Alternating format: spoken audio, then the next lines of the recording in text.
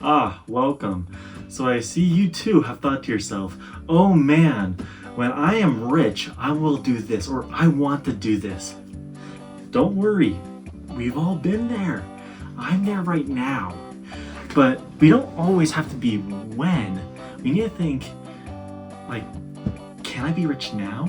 Or how can I even get rich? Well, internet stranger, you've come to the right place. There's a few things that we should clear up first. When I say rich, I'm thinking Bill Gates or Jeff Bezos, right? Like, they are rich. But when we're thinking about rich in today's standards, we think in our heads money, like giant hordes of money. But in reality, they have a thing called wealth. And wealth can be described in a few ways. It is, and Inequality.org says, it is not just income, but also ownership of different assets. So that is minus liabilities. To make more sense of this, let's look over all the ways that we can make money in this modern economy. So, since we've talked about money, pure dollar bills, let's start with that. Income, right? Income is how much money you make dollar by dollar, and it is paid from one person to another. So let's just say you are making the federal minimum wage, which is $7.25. If you take your 40 hours a week, weekly paid, you are making about $15,000 a year. And that's without taxes being taken out. So if we look at this graph, you can see right here, I'll just put it next to my face, we can see that the lowest 20% of our country makes about $22,000. Now, if we take how much the upper 1% makes, we can see that the upper 1%, the wealthy, they make approximately 138.95 times more than the lower 25% of Americans. So that is one point where we can see the rich is rich, income. But in my opinion, $3 million isn't significant. When we're thinking rich, we're thinking Jeff Bezos or Elon Musk, right? $500 billion, Elon Musk. And it's not with money he does that. It's not income, it's stocks, it's assets, what he holds. So when we talk about assets, let's talk about stocks. Stocks for this case is investments where we can see a real divide. A stock is a part of a company that you own. So when you invest into stocks, you are buying a certain percentage of that company. Now, when that company makes more money, then the stock goes up and it's more valuable. So when we are talking about trading stocks, it is buying and selling into a company. Now, we can see, once again, graph right here, how the upper crust gets their money, gets their wealth. It's through stocks. The top 1% of Americans own 53.5% of the US stocks, and that's including mutual funds and whatnot, while the lower 90% only owns 11.4%. Now this is a huge divide. It's significant. And we can see also with debt, while we're looking at it, 90% of Americans hold 74.8% of the total debt, while the upper 1% only owns 4.7%. Now, those numbers are significant, again, because that shows that the lower 90% of Americans aren't only making less money, but they're also taking more than what they can actually afford. And this divide is what's causing the wealth gap. So now that we've looked over what wealth really means and kind of the divide, we can see what wealth truly means on a graph. I know graph lovers, you're gonna be thrilled with this video. So I'm gonna turn over here actually. Graphs now right here. As you can see, this is a distribution of wealth for a family in 2022. And you can see that the bottom 90% make less than $2 million collectively. And the upper 10% make more than 14 million on average. And that's so equal, right? It's been the most equal you've ever been. It's perfect. But that's not the case. But I know what you're thinking, right? Seeing all of this wealth, you know that you, as a one man or woman, or they, them, or whatever, cannot ever make this amount of wealth in your lifetime. And you're just like, I want a French Revolution-esque overthrow of the government, overthrow of the powers that be, and I want to take back what's rightfully mine. Oh, no, that's not a graph. But before we get there, we need to look over some few things that we can fix in hopes that we can avoid guillotines and manslaughter. To start, let's look at where we were in the 1960s. So in the 1960s, as you can see, 10% of the wealth is just right at the 2 million mark. That's significantly different. I know I'm saying significantly a lot, just a drinking game if you want, but it's massive. So how did we go from here to there? I mean, of course we can talk about antitrust laws, labor laws, all these things, but that's way out of the scope of this video. If you guys actually like this, I'll make another one covering that. But inequality.org, great website. If you guys want to look over wealth and just all of the injustices in the tiniest detail, go there. But they have some cool stuff covering how we can change things for the better now. How we can either make more money or we can make things more fair.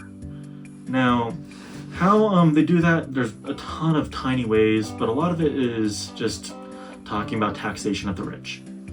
And I know, tax the rich, it's a great saying, amazing slogan, tattoo it to my heart, right? But we need to talk about what we actually mean when we say taxation of the rich. Are we talking about income? Because as we saw with income, it's not a big chunk of what we're seeing with our wealth. So when we talk about taxation of the rich, we need to think about not only A, how we're going to tax them, and B, what we're going to use the taxation for. So what we're looking at here is something called universal basic income. This is what I believe is the best way to level out the playing field, to make the wealthy less rich and to make the poor more on their feet. I don't think the lower 20% is going to be rich, but I also don't think they need to be. In this society, we need to figure out how to make things equal, because it's land of the free, right? Equality for all people. And universal basic income is, I think, the best way we can do this. And it's kind of like welfare. Just for a short and sweet, beautiful description, it is where we have a system of slight growth of income that we give to people, and then a slight tax. So for the lower 20 to 40% of the people, we will have welfare money given to them. But it's not going to be flat rate, and it's not going to shut them down. It's going to be a gradual decline of percentage given to them as they increase their wealth. And that is only to give them the universal basic needs. So rent if they need it, food if they need it, electricity bills, stuff like that. It's only to get them brushing by. It's not so they can live lavish or not care about work. It's just to make them live. And then once they've reached that percentage mark of where they've cut off, that wealth that's given to them is slowly cut away, and then they're free without income tax. And we're going to have that income tax be free all the way up until 85% of the people. So if you are making above 15% of every American out there, you're going to see that you are now going to get taxed. And that tax is based purely off of your income. And that was fine, but income tax itself isn't going to cover the entire thing. What I think really is the best part is talking about taxing corporations. And we're only going to tax corporations for their profits. And there we can see that their profits they make can either be given out to taxation, or they can make less profit and then pay their workers fairly. I believe that's the best way we can go about it, and the taxation of these corporations will purely go to universal basic income. So without a shadow of a doubt, we will be able to make every single person live free. Now, I understand that taxation, it's a touchy subject, right? Not a lot of people want taxes. And they certainly don't want taxes when you've made money, right? You've earned that money. So why should you have to pay for other people? So we're gonna have to find a change here or there, right? Whether it's more taxes or changing how we tax things as is. We can get rid of different organizations that don't really matter, or we can cut budgets in different ways like military, because they make multiple $1 billion every year. And we can find better ways to bring that into our system rather than giving funding elsewhere. Or even that, giving funding to the US people instead of other countries. Now, that is heated, right? So let's talk about individual ways that we can actually make it better for you and me right now. This isn't going to make you rich right away. This is not a get-rich-quick scheme, but it's talking about wealth. Now, something that we need to do to change things is taking wealth from your pockets to the wealthy into you bringing your wealth into other people that's more evenly dispersed.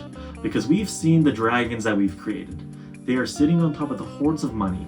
Like I said, Elon Musk, $5 billion of wealth.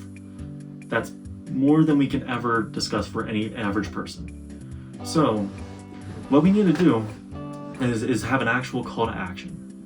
When you go shopping at Walmart, you're giving to the wealthy. When you use Amazon, you are putting money directly into Jeff Bezos' pocket.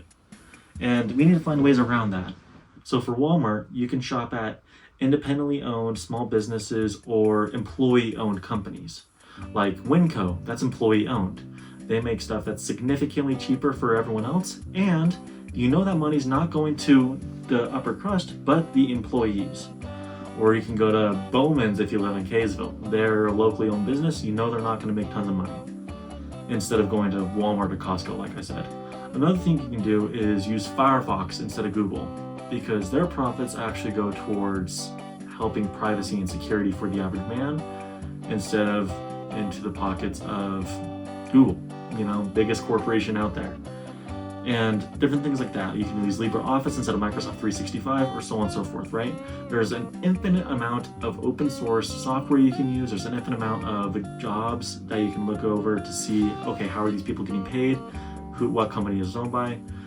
And that's kind of the main idea, is look to where you're putting your money. I know the easiest route possible is using Amazon or Walmart or Google, but with this divide, we can't take the easy route anymore.